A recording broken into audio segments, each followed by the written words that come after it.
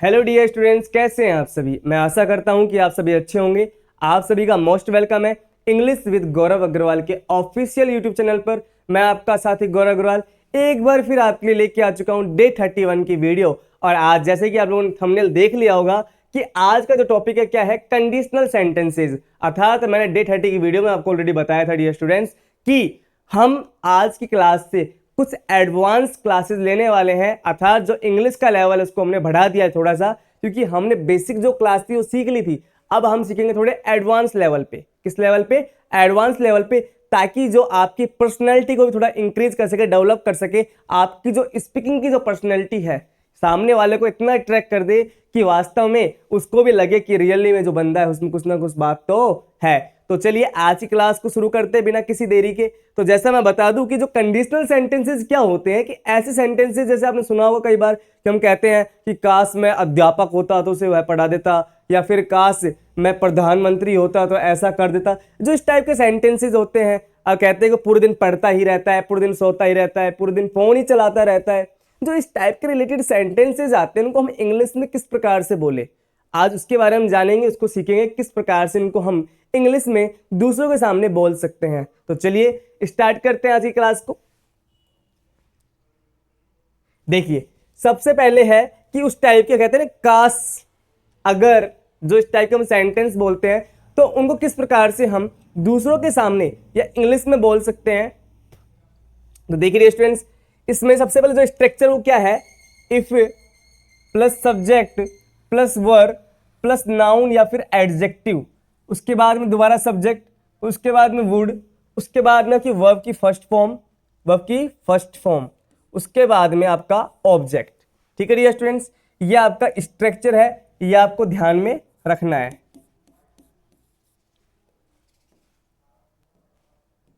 जैसे काश मैं अध्यापक होता तो पढ़ाता, काश मैं अध्यापक होता तो पढ़ाता।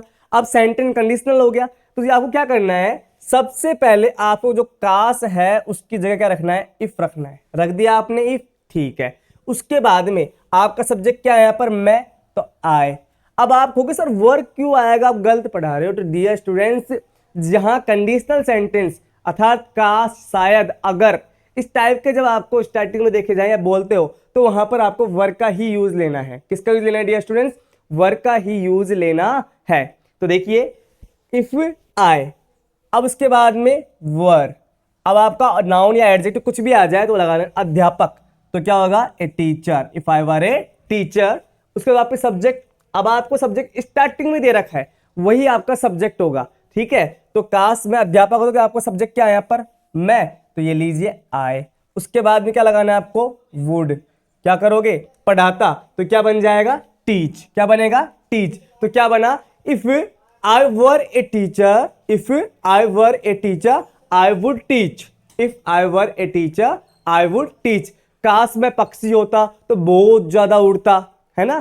काश मैं देश का प्रधानमंत्री होता तो गरीबी दूर कर देता। जब इस टाइप के जो सेंटेंसेज आते हैं उनमें आपको इस स्ट्रक्चर का यूज लेना है मेरे डियर स्टूडेंट्स।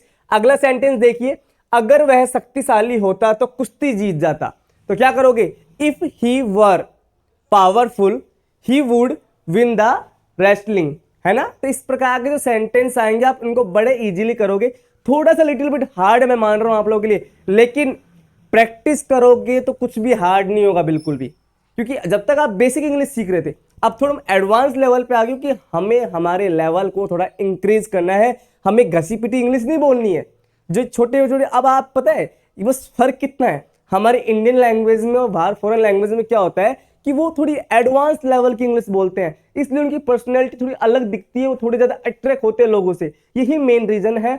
और हम बस छोटा सीखना चाहते हैं, बस छोटा नहीं, हमें छोटे में नहीं करना, हमें नॉर्मल नहीं सीखना, हमें खुद को इस तरह तैयार करना है, उस स्टैंडर्ड लेवल पे लेके आना है जहां सामने वाला देखते ही वास्तव में ऑटोमेटिक आपसे अट्रैक्ट हो जाए।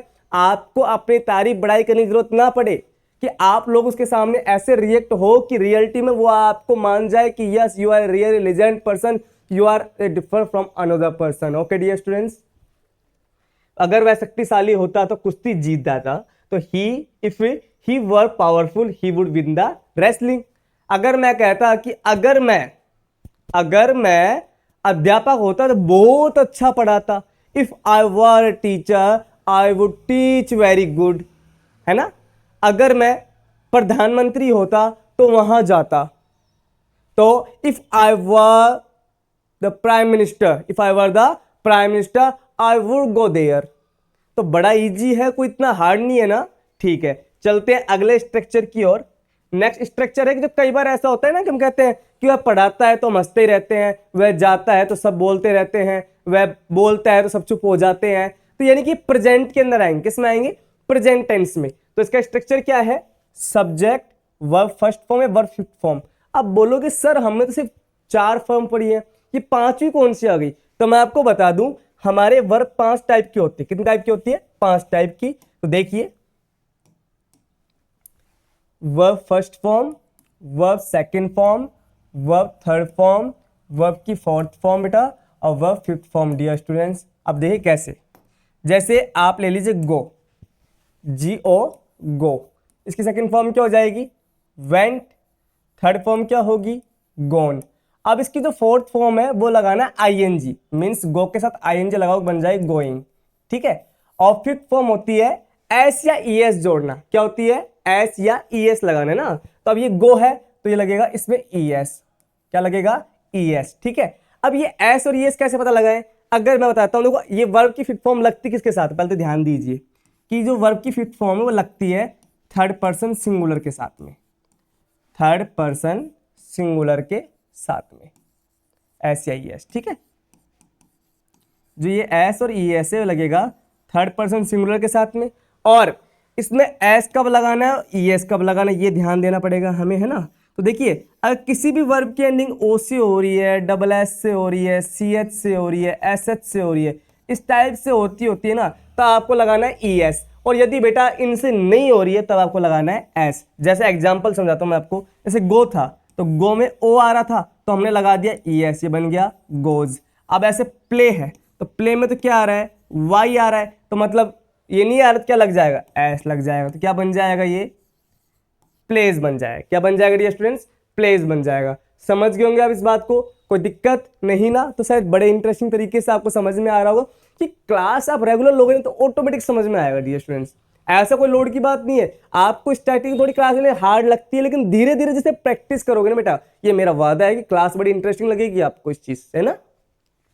अब देखिए, तो यहां पर subject, verb fifth form plus object plus whereas. अब देखो सेंटेंस दोनों आपके देखो इसमें आएंगे प्रेजेंट इंडेफिनेट में आएंगे। मैं बोलता हूं तो वह मुस्कुराता है, बस बीच में आप एक तो, ये तो आ रहा है, देखो इसमें भी तो है, इसमें भी तो है। इनको जोड़ने के लिए आपको वेयर एज का यूज लेना है, वरना प्रेजेंट इंडेफिनेट टेंस का जो स्ट्रक्चर होता है सेम स्ट्रक्चर देख लीजिए। Verb first form, verb fifth form plus object, verb first form plus verb की फिफ्थ फॉर्म प्लस ऑब्जेक्ट। बस इन दो सेंटेंस बीच में क्या लगाना है? Where as. ट्रिक से आपको यहां हार्ड वर्क भी नहीं करना, साथ में हार्ड वर्क तो करोगे लेकिन साथ में इंटेलिजेंट वर्क लगाना है, दिमाग लगाना है आपको साथ में, अपना सेल्फ भी। आप देखिए दोनों स्ट्रक्चर के बीच में सिर्फ क्या डिफरेंस है? वेयर एज का है मात्र। किसका है बेटा? वेयर एज का। और कोई बात नहीं है, सिर्फ इतना से डिफरेंस और सारा बिल्कुल सेम है ना। तो देखिए, मैं बोलता हूं तो वह मुस्कुराता है, तो मैं बोलता हूं आई स्पीक, ये लीजिए। अब आप स्ट्रक्चर पर ध्यान नहीं दे रहे ना बिल्कुल भी, देखो कितना इजी हो गया। आई स्पीक, फिर वेयर एज, वह मुस्कुराता है, ही स्माइल्स। अब यहां पर एस आया क्योंकि ही क्या है? थर्ड पर्सन सिंगुलर है, इसलिए हमने वर्ब की फिफ्थ फॉर्म यूज ली। और यहां पर स्माइल है, अब इसमें ओ डबल एस CH ये नहीं आ रहे ना, तो इसलिए हमने एस लगा दिया। तो क्या बन गया? I speak whereas he smile. अगर मैं कहता मैं अंग्रेजी बोलता हूं तो वह हंसता है, तो क्या बोलते? I speak English whereas he laughs. क्या हो जाएगा? He laughs. ठीक है। वह गाता है तो वह नाचती है, he sings whereas she dances है। राजेश पढ़ाता है तो वे पढ़ते हैं, राजेश टीचेज। अब यहां पर देखो ES लग गया क्योंकि यहां पर लास्ट में क्या आया? CH आया, इसलिए क्या लगा? यहां पर ES लगा। समझ गए इस बात को? इसलिए ES लग गया। फिर वेयर एज दे रीड, वे पढ़ते हैं तो दे रीड। समझ गए इस बात को डियर स्टूडेंट्स? कोई दिक्कत नहीं ना? तो मेरे हिसाब से बड़ा ही सिंपल सेंटेंस, बड़े सिंपल तरीके से आपको समझ में आया होगा, कोई दिक्कत की बात नहीं होगी। आगे देखिए नेक्स्ट स्ट्रक्चर को, subject plus does plus nothing plus but plus first form plus object, ये कब यूज लेना है? वह कहते हैं कि वह गाती ही रहती है, वह सोता ही रहता है, वह हंसता ही रहता है, वो बेरोजगार रहता है, इधर डोलता फिरता ही रहता है, वो कुछ करता ही नहीं है। तो इस टाइप के सेंटेंस मम्मी कहते हैं पूरे दिन बस तू फोन ही चलाता रहता है, मम्मी बोलती है घर में, पापा कहते हैं बस पूरे दिन सोता ही रहता है, कुछ करता ही नहीं है। तो जब इस टाइप के जो सेंटेंस आए तो उसमें कैसे करना है, देखिए कि वह गाती ही रहती है, तो सी, तो इसके बाद में सीख देखो डू डज, आपको बता रखा है डू का यूज कहाँ होगा, डज का यूज कहाँ होगा, आपको पता भी होगा कि डू का यूज तो होगा प्लूरल सब्जेक्ट के साथ में, आई के साथ, वी के साथ, यू के साथ, दे के साथ, और डज का यूज होगा सिंगुलर सब्जेक्ट के साथ में, कोई भी नाम आ गया, ही, सी, है ना, इनके साथ किसका यूज होगा, डज का यूज होता है।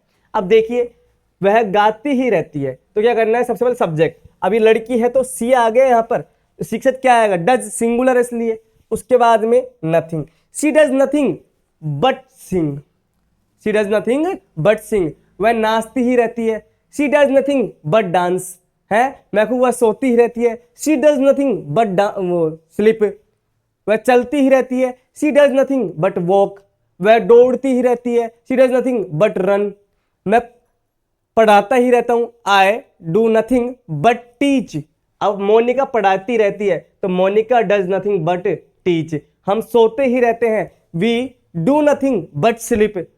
तो बड़ा ही स्ट्रक्चर सिंपल है, आपको हल्की सी प्रैक्टिस करनी है। यदि आप चैनल पे न्यू हैं तो प्लीज लाइक कीजिए, सब्सक्राइब कीजिए, कमेंट कीजिए, क्योंकि हम हर डे 30 पे जैसे हमने गिव अवे किया तो उस प्रकार आगे बहुत गिव अवे आने वाले हैं, क्योंकि जो हम आपको वर्क देने वाले उसको कमेंट सेक्शन में आपको डालना है, उसके बाद हम आपको सेलेक्ट करेंगे, उसमें जो विनर होंगे और उनको हमारी तरफ से गिफ्ट दिए जाते हैं। और डे 30 की वीडियो आप देख सकते हैं, जो विनर सेलेक्ट हुए थे आप उनको देख सकते हैं वेरी इजीली, कि हम झूठ कुछ नहीं कहते, जो बात रियल है यहाँ पर जो कुछ है।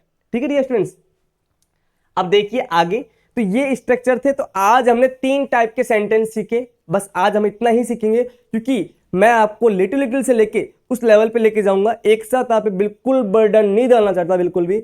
मेरा बस यही मोटो है कि आप थोड़ा थोड़ा करके उस लेवल को बढ़ा लीजिए, क्योंकि बूंद बूंद से ही घड़ा भरता है। अगर आप एक साथ जरा सीखना चाहोगे तो कोई पॉसिबिलिटी नहीं है उस चीज की, और आप थोड़ा थोड़ा सीख के चलोगे ना तो शायद वो दिन दूर नहीं होगा जिस दिन आप खुद को उस लेवल पे लेके देखोगे वास्तव में मैं कहाँ आ चुका हूं। तो डियर स्टूडेंट्स, आज की क्लास में बस इतना ही, और जो आपका आज के जो क्लास का जो होमवर्क है वो टेलीग्राम चैनल पर डाल दिया गया है। अगर टेलीग्राम चैनल आपको नहीं पता है तो आप हमारे यूट्यूब चैनल पर जाएंगे, वहां पर हमारे चैनल्स के ग्रुप्स के लिंक दे रखे हैं, आप वहां के जाके ज्वाइन कर सकते हैं, जो बिल्कुल फ्री ऑफ कॉस्ट है।